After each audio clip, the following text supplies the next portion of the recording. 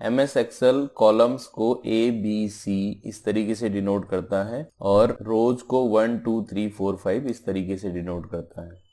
और इसी प्रकार जो सेल का एड्रेस है उसके लिए MS एक्सेल पहले कॉलम नंबर और फिर रो नंबर उसमें ऐड कर देता है। जैसे अभी आप यहाँ देख रहे हैं, मैंने B कॉलम के 4th रो में क्लिक किया तो ये एड्रेस इसका B4 दिखा रहा है।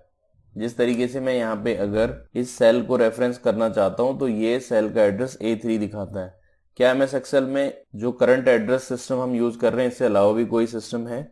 और इसका जवाब है यस। जैसे अभी आप यहाँ देख रहे हैं, कॉलम को भी 1 2 3 4 से डिनोट कर रहा है और इसके साथ ही रोज को भी 1 2 3 4 5 इस तरीके से डिनोट कर रहा है। तो आइए समझते हैं ये रेफरेंसिंग सिस्टम कौन सा है और इसको हम कैसे यूज करते हैं। बेसिकली इस तरीके के रेफरेंसिंग को R1C1 रेफरेंस बोलते हैं। अभी आप यहाँ पे देख रहे हैं कॉलम के लिए ABC इस तरीके से अल्फाबेटिक यूज कर रहा है, जबकि रोज के लिए 1 2 3 4 5 न्यूमेरिक यूज कर रहा है। और साथ में जो एड्रेस है, पहले कॉलम का एड्रेस है उसके बाद रो का एड्रेस है। अगर हमें R1C1 रेफरेंस यूज करना है तो उसको कैसे एक्टिवेट करें? उसके लिए सबसे पहले आपको फाइल बटन में जाना है। अगर आप ऑफिस 2007 यूज कर रहे हैं तो आपको ऑफिस बटन पे क्लिक करना होगा और ऑफिस 2013 और उससे ऊपर के वर्जन के लिए फाइल पे क्लिक करना होगा। देन ऑप्शंस ऑप्शन को सिलेक्ट करना होगा। यहाँ पे आपको फॉर्मूला ऑप्शन दिखाई देगा, आप इसको सिलेक्ट कीजिए। Then working with formulas head में आपको एक ऑप्शन दिखेगा R1C1 रेफरेंस स्टाइल। ये होता क्या है, जब आप इस पे कर्सर लेके आएंगे तो ये आपको दिखाएगा। बेसिकली इसमें होता यह है कि ये रोज को भी न्यूमेरिक में दिखाता है और कॉलम्स को भी न्यूमेरिक में दिखाता है। जो अभी हमने देखा था जो एड्रेसिंग सिस्टम था उसमें बेसिकली पहले कॉलम का एड्रेस आता है फिर रोज का एड्रेस आता है। इस तरीके से वहां पे एड्रेस बनता है, पहले अल्फाबेटिक रहता है देन न्यूमेरिक रहता है। बट जब हम R1C1 रेफरेंस को यूज करते हैं तो पहले रो का नंबर आता है फिर कॉलम का नंबर आता है। इसको एक्टिवेट करने के लिए आपको यहाँ पे टिक लगाना है और ओके पे क्लिक करना है। जैसे ही ओके पे क्लिक करेंगे, जो कॉलम का नंबर यहाँ पे अल्फाबेटिक था वो अब न्यूमेरिक में कन्वर्ट हो चुका है और इसी प्रकार से रोज के लिए भी न्यूमेरिक है। और साथ में आप यहाँ पे देखेंगे कि जो एड्रेस सिस्टम है अब वो कुछ इस तरीके से दिखाई दे रहा है, R4C2। क्योंकि आप यहाँ देख रहे हैं अभी मैं 4th रो के 2nd कॉलम में हूं, तो पहले रो का एड्रेस आता है फिर कॉलम का एड्रेस आता है।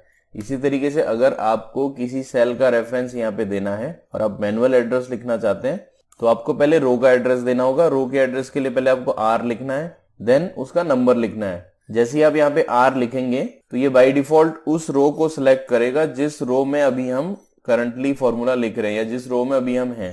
सपोज मेरे को 9th रो में जाना है तो R9, then C by default उसी कॉलम में लेके जाएगा जिस कॉलम में अभी हम हैं और आपको जिस भी कॉलम का एड्रेस यहाँ पे लिखना है वो लिखना होगा। सपोज मुझे 4th कॉलम में जाना है तो बेसिकली जिसको हम नॉर्मल कंडीशन में D9 लिखते हैं, R1C1 में हम उसको R9C4 लिखते हैं। ये तो एक तरीका है यहाँ पे एड्रेस लिखने का। इसी के साथ साथ आप दूसरे तरीके से भी एड्रेस लिख सकते हैं। उसके लिए आपको क्या करना है, equal to R means row, then बड़े वाला ब्रैकेट स्टार्ट कर देना है। उसके बाद जिस रो में अभी आप हैं उस रो से पहले का एड्रेस देना चाहते हैं तो माइनस लगा दीजिए। सपोज मेरे को 3rd में जाना है, अभी मैं 5th रो में हूं, मेरे को 3rd रो में जाना है तो 3rd और 5th में जो डिफरेंस है वो 2 का है तो मैं -2 यहाँ पे लगा दूंगा और बड़ा ब्रैकेट क्लोज कर दूंगा। अब आप देख रहे हैं ये 3rd रो पे शिफ्ट हो चुका है। देन C फॉर कॉलम, बड़े वाला ब्रैकेट स्टार्ट कीजिए और अब जिस कॉलम में अभी हैं उससे पहले वाले कॉलम में जाना चाहते हैं तो माइनस में लिखेंगे और उससे अगले कॉलम में जाना चाहते हैं तो प्लस में लिखेंगे।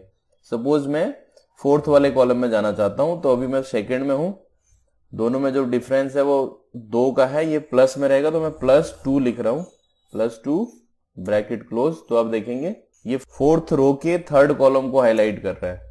तो यहाँ पे बेसिकली आप 2 तरीके से एड्रेस लिख सकते हैं। एक तो सिंपल तरीका है जिसमें आपको R के साथ रो का नंबर लिख देना है और फिर C के साथ कॉलम का नंबर लिख देना है। दूसरा तरीका यह है कि जिस भी सेल में आप एड्रेस लिख रहे हैं उस रो से अगर आप पहले की रो को रेफरेंस करना चाहते हैं तो बड़े वाले ब्रैकेट में माइनस में वो नंबर लिख दीजिए जितना पीछे आप जाना चाहते हैं और आगे बढ़ना चाहते हैं तो प्लस में लिख दीजिए। बेसिकली जब आप प्लस में लिख रहे हैं तो आपको प्लस लिखने की जरूरत नहीं पड़ती है, आप बिना प्लस के भी लिख सकते हैं क्योंकि एक्सेल में जो नंबर्स बिना प्लस के हम लिखते हैं वो बाय डिफॉल्ट उसको प्लस में कंसीडर करता है। तो ये बेसिकली MS एक्सेल का एक रेफरेंसिंग का तरीका है।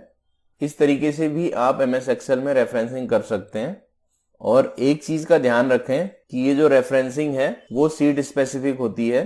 सीट स्पेसिफिक का मतलब है जो मैंने R1C1 रेफरेंसिंग इस सीट के लिए सेलेक्ट की है, अगर मैं इस सीट को क्लोज कर देता हूं और एक्सेल की कोई नई सीट ओपन करता हूं तो यहाँ पे जो रेफरेंसिंग रहेगी वो बाय डिफॉल्ट वाली रेफरेंसिंग ही रहेगी। जो R1C1 रेफरेंसिंग मैंने सेलेक्ट की थी वो केवल उसी सीट पे रहेगी जिस सीट पे हमने उसको सेलेक्ट किया था। उसके साथ साथ अगर आप उस सीट को अपने सिस्टम में तब ओपन करते हैं जब आपके पास पहले से ही कोई सीट आपके सिस्टम में ओपन है जिसकी रेफरेंसिंग R1C1 नहीं है, उस कंडीशन में अगर आप उसको ओपन करते हैं, जैसे मैं आपको ओपन करके दिखाता हूं, तो यहाँ पे R1C1 रेफरेंसिंग नहीं रहेगी। बाय डिफॉल्ट रेफरेंसिंग जो MS एक्सेल की है वो वाली ही आपको दिखाई देगी। लेकिन जब आपके सिस्टम पे कोई भी एक्सेल सीट ओपन नहीं है और आप उस सीट को ओपन करते हैं तो R1C1 रेफरेंसिंग वहां पे एप्लीकेबल होगी।